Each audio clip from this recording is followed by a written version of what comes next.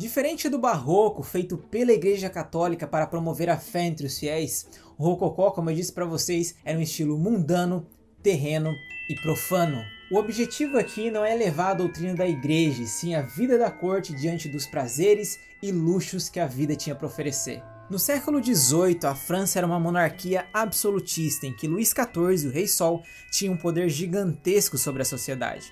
Esse governo foi o responsável por algumas das crises sociais, motivadas pelos elevados gastos do país em conflitos externos e também na manutenção da própria coroa.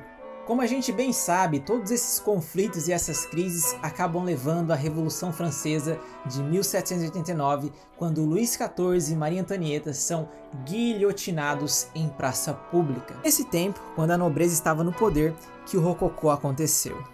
Esse estilo, se é que a gente pode chamar assim, vai começar por volta de 1700 na cidade de Paris e depois vai se espalhando por outros países, como por exemplo Rússia, Alemanha e Áustria. A origem do termo rococó é uma derivação do francês que, traduzindo ao pé da letra, significa concha. Isso é significativo na medida em que muitas vezes é possível perceber as linhas de uma concha associadas aos elementos decorativos desse movimento. Caracterizada pela decoração de curvas e pelo seu forte caráter decorativo, a arquitetura rococó, como a gente já falou, foi conhecida por sua natureza hedonista e aristocrática, onde tudo em termos de decoração era um manifesto de delicadeza, luxo e elegância.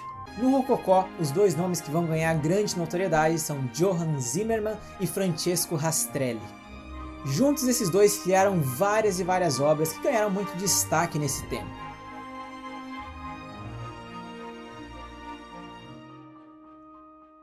Quando a gente fala de características do rococó, sem dúvida alguma a gente pode começar falando das curvas elaboradas e ornamentos em formas de conchas e plantas.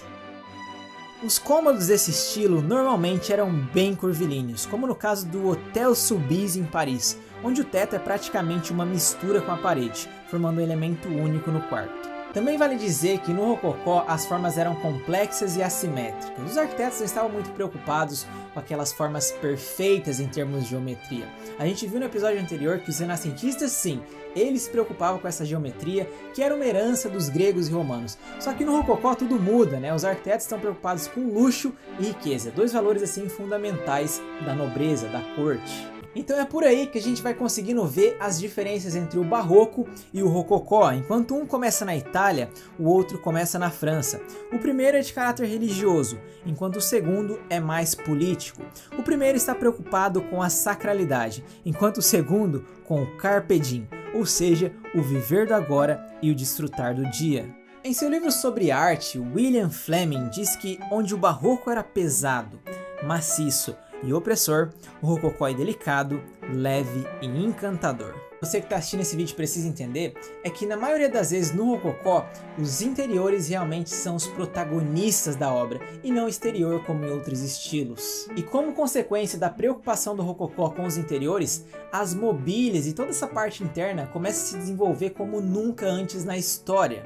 À medida que as ferramentas manuais se tornavam mais refinadas no século XVIII, também aumentavam as possibilidades e os processos desenvolvidos com essas ferramentas. Um dos maiores exemplos do sucesso desses interiores quando a gente fala de rococó, sem dúvida alguma, é o Palácio de Versalhes. No interior do Palácio de Versalhes se destacam o cerimonial Salão dos Espelhos, o Ópera Real, os apartamentos íntimos, o Grand Trianon, o Petit Trianon e os vastos jardins na parte externa, com fontes, canais e canteiros de flores com vários desenhos geométricos. Quando a gente fala da Alemanha, é impossível não destacar a Igreja Abacial e a Igreja da Peregrinação, ambas na região da Bavária e projetadas pelo já citado aqui Dominikus Zimmermann. Fora a França e a Alemanha, também vale destacar a Rússia, onde o rococó teve grande destaque durante o reinado da imperatriz Catarina I, que foi uma das grandes governantes do século XVIII. O palácio com o seu nome, perto de São Petersburgo, foi iniciado em 1717 por seu marido, Pedro o Grande. Em 1756, foi expandido em tamanho e glória, especificadamente para rivalizar com o Palácio de Versalhes na França.